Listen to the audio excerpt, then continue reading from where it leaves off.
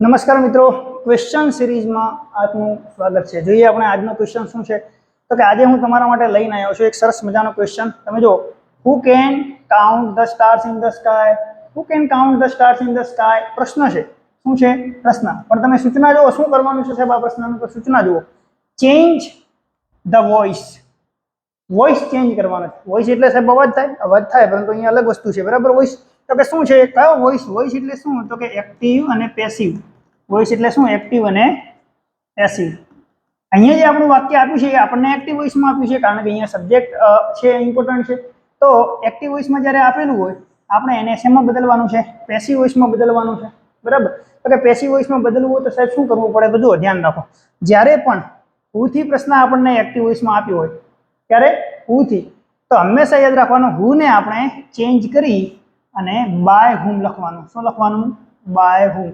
જ્યારે પણ આપણને હુ થી પ્રશ્ન પૂછ્યો હોય એક્ટિવમાંથી પેસિવ કરવાનો ત્યારે હુ ની જગ્યાએ બાય હુમ લખવાનું। ક્લિયર? તો આપણે ઓપ્શન જોઈ લઈએ તો કે સાહેબ બાય હુમ અહીંયા છે, બાય હુમ અહીંયા છે, બાય હુમ અહીંયા છે, બાય હુમ અહીંયા છે, ચારે ચારમાં છે। તો શું સાહેબ ચારે ચાર ઓપ્શન સાચા છે? ના। તો આગળ જોઈએ, જો જ્યારે આપણને આમ જવાબ ના મળે કે ભાઈ એક શોધતા આપણને જવાબ ન મળ્યો તો આગળ જોવાનું। આગળ હવે જોઈએ જો બાય હુમ પછી આપણને શું આપ્યું છે? મોડલ્સ આપ્યું છે, કેન શું આપ્યું છે? મોડલ્સ। તો એક વસ્તુ તો આપણે ધ્યાન રાખવાનું કે જ્યારે પણ એક્ટિવમાંથી પેસિવમાં બદલીએ છીએ ત્યારે જે હેલ્પિંગ વર્બ હોય જેને આપણે ઓક્ઝિલરી વર્બ કહેવાય, સહાયકારક ક્રિયાપદ, તો કે સહાયકારક ક્રિયાપદ કયા હોય? તો કે is, am, are, was, were, બરાબર, has, have, had, will, shall, can, આ બધા કેવા છે? સહાયકારક ક્રિયાપદ। એ ક્યારે બદલાતા નથી। સહાયકારક ક્રિયાપદ ક્યારેય બદલાતા નથી। એમની જોડીમાં હોય કે ઇઝ, એમ, આર હોય તો એમાંથી બદલાય, વોઝ, વર હોય તો પોતાની જે સબ્જેક્ટ હોય એના આધારે લે, એક વચન હોય તો એક વચનનું લે, બહુવચન હોય તો બહુવચનનું લે। તો સહાયકારક ક્રિયાપદ બદલાતું નથી। તો કે સાહેબ સહાયકારક ક્રિયાપદ અહીંયા કયું છે? તો કે કેન। તો પછી આપણે અહીંયા કયું લખી દઈશું? કેન। એને કોઈ ભૂતકાળ કરવાનું નથી, ધ્યાન રાખજો, ભૂતકાળ આના અંદર નથી થતું। કેનનું કુડ કરી નાખશો તો ખોટું પડશે। કેનનું કુડ ક્યાં થાય? ડાયરેક્ટમાંથી ઇનડાયરેક્ટમાં કરીએ તો, બરાબર। તો બાય હુમ કેન બે આપણે શબ્દો લખી દીધા।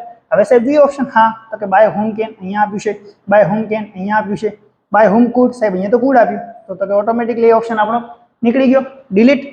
બાય હુમ કુડ આ પણ કુડ આપ્યું છે તો બે ઓપ્શન તો આપણા નીકળી ગયા। હવે આપણી પાસે બે ઓપ્શન છે, એ અને બી। જોઈએ, જો હું કેમ આમ સોલ્વ કરાવું તો જો ટાઈમિંગ બહુ ઇમ્પોર્ટન્ટ છે, સમય। જ્યારે પણ પરીક્ષામાં સોલ્વ કરતા હો ને એટલે ઇમ્પોર્ટન્ટ સમય છે। તમે ફટાફટ બાય હુમ જોઈ લીધું, ઓકે સાહેબ જવાબ મળી ગયો બાય હુમથી, તો બીજું જોવાની જરૂર નથી। એટલે આપણે એક શબ્દ મૂકતા જઈએ, એક શબ્દ જોતા રહેવાનું, બરાબર। હવે બાય હુમ કેન, હવે આપણે શું કરવાનું છે કે કેન જ્યારે પણ આવે બાય હુમ લખ્યા પછી આપણે હેલ્પિંગ વર્બ લખીએ અથવા તો મોડલ્સ લખીએ, એના પછી આપણે સબ્જેક્ટ લખવાનું થાય। શું થાય? સબ્જેક્ટ। સબ્જેક્ટ એટલે શું સાહેબ? તો કે કર્તા। સબ્જેક્ટ એટલે શું? કર્તા। તો બાય હુમ કેન કાઉન્ટ તો આપણું શું છે? ક્રિયાપદ। કાઉન્ટ શું છે? ગણવું, ક્રિયાપદ। ક્રિયાપદને આપણે શું કરવાનું છે? V3। કાઉન્ટનું V3 શું થાય? તો કે સાહેબ કાઉન્ટેડ, બરાબર, કાઉન્ટેડ। હવે તમે જુઓ આ V3 પછી આપણને the stars in the sky, ખાલી સ્ટાર્સ નથી, સ્ટાર્સ ઇન ધ સ્કાય આ વાક્ય જોડેલું છે પ્રિપોઝિશનથી। તો સ્ટાર્સ ઇન ધ સ્કાય આપણો સબ્જેક્ટ છે। તો બાય હુમ કેન પછી અહીંયા આપણે લખાશે સબ્જેક્ટ કયું? The stars in the sky, the stars in the sky. તો કે સાહેબ સ્ટાર્સ ઇન ધ સ્કાય ક્યાં લખેલું છે? તો બાય હુમ કેન થઈ ગયું, the stars in the sky સાહેબ અહીંયા લખેલું છે। ઓકે, નીચે જોઈ લઈએ બાય હુમ કેન સાહેબ અહીંયા તો બી લખેલું છે, તો આ તો ઓટોમેટિકલી પાછું ખોટું પડી ગયું। સબ્જેક્ટ આવવું જોઈએ, બી રિયલમાં અહીંયા ના આવે, બી ક્યાં આવે? સબ્જેક્ટ લખ્યા પછી આપણું બી આવશે, બરાબર। સબ્જેક્ટ લખ્યા પછી બી આવશે અને બી લખ્યા પછી આપણું ક્રિયાપદ આવશે V3 અને પછી આપણું આવશે ક્વેશ્ચન માર્ક।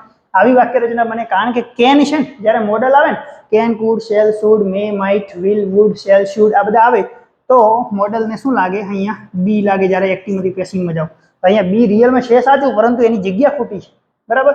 તો by whom can the stars in the sky પછી આવશે આપણું બી। તો સ્ટાર્સ ઇન ધ સ્કાય પછી શું આવશે? બી। પછી શું આવશે? V3।